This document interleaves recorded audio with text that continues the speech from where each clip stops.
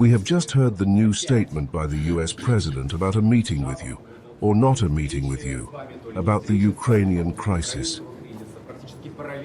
Almost at the same time, American sanctions were introduced against Russian oil companies. Today, the European Union introduced another anti-Russian sanctions. Now toilet bowls, toys with motors, puzzles, three-wheeled bicycles are prohibited. How can you comment on all this? The fact that they cancelled the purchase of our toilet bowls will cost them dearly. I think they would need them in today's situation if they continue to implement the same policy towards the Russian Federation. As for the US President's statement, what can I say? In the last telephone conversation, the meeting and its venue were proposed by the US side, and I agreed to it. I expressed my views in this regard and said that, of course, such meetings need to be well prepared. For me and for the US President, it would be a mistake to approach this easily and to leave after this meeting without an expected result. I must say that the US President fully agreed to this and said that a number of officials of the current administration, and he mentioned some of them, and I said that after the US colleague has decided on the final list of those who will work on preparing our meeting, we will also announce from our side who will work with our side, with the Russian side. But at the first stage, without any doubt, the first steps in this direction should be taken by the Foreign Minister of the Russian Federation, Lavrov, and State Secretary Rubio. This is what we decided. Now I see, I am familiar with this statement, that the US President has decided to cancel or postpone this meeting. Rather, he says that he will postpone this meeting. What can I say?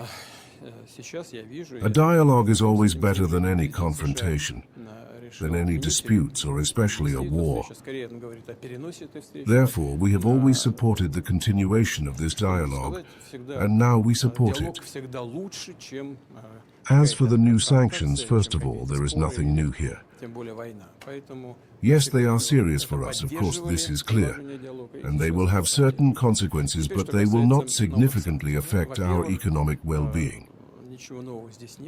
In its first presidential iteration, it is known that President Trump introduced the largest number of sanctions against the Russian Federation. To this day, they have, of course, two aspects, both purely political and economic. As for the political one, what is it really about? This is, of course, an attempt to put pressure on Russia.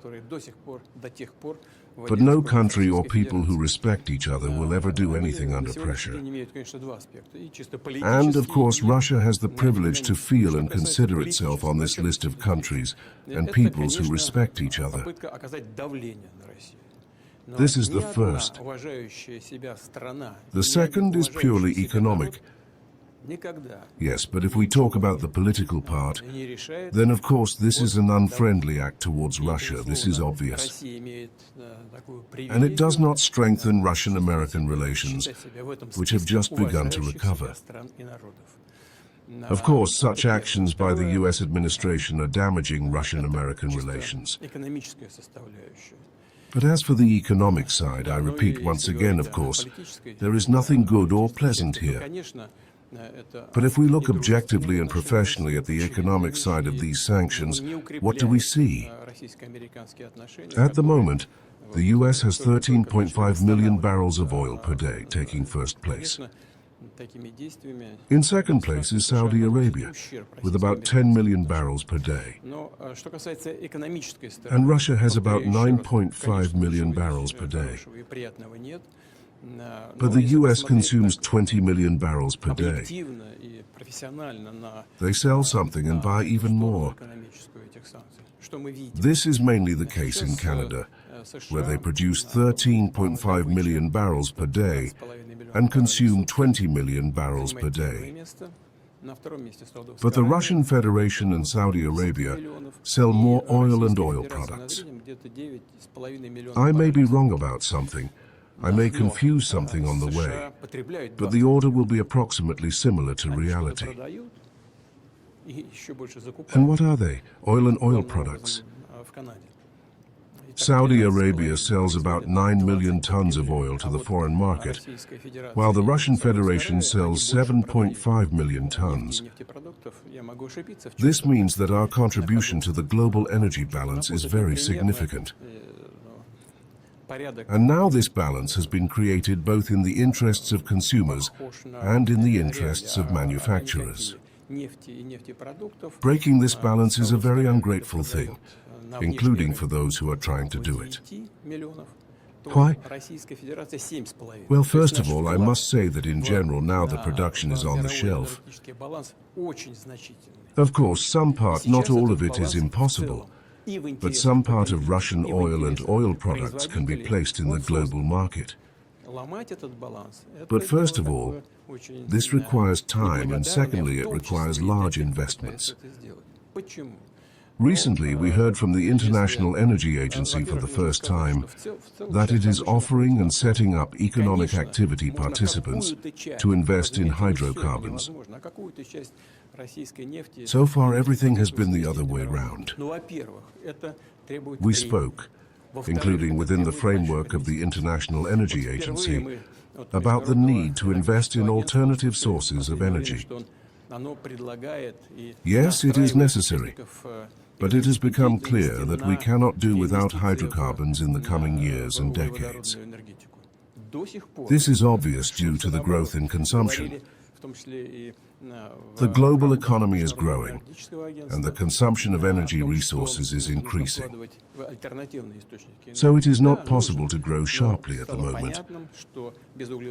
And if the number of our oil and oil products in the global market sharply decreases, then prices will rise. My American colleagues and I also talked about this. What will this lead to? This will lead to a sharp increase in oil and oil prices, including at car gas stations. And the United States is no exception. And if we take into account the domestic political calendar in the United States, then it is clear how sensitive some processes will be in this regard. And those who prompt the current administration to make such decisions, it is necessary to understand who they work for. But it does not matter. Another thing that is important for us is that we feel confident and stable. And despite certain losses, which of course will be associated with many circumstances, our energy sector feels confident enough. And I hope that this will not lead to serious changes in the global market. Although everyone should now think, and I agree with the International Energy Agency, that it is necessary to invest in traditional energy, in traditional types of energy. We are doing this and we intend to do it.